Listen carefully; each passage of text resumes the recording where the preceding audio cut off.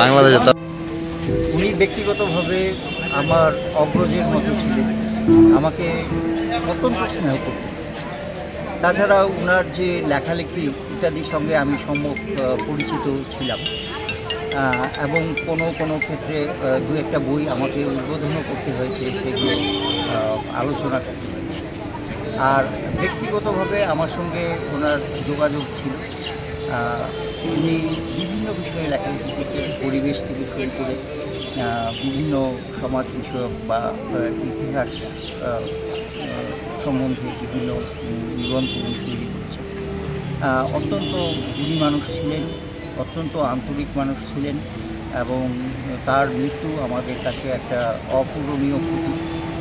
আমরা মনে হয় সেই যে একটা ভেকাম যেটা তৈরি হয়েছে সেটাকে আমরা পূরণ করতে পারব।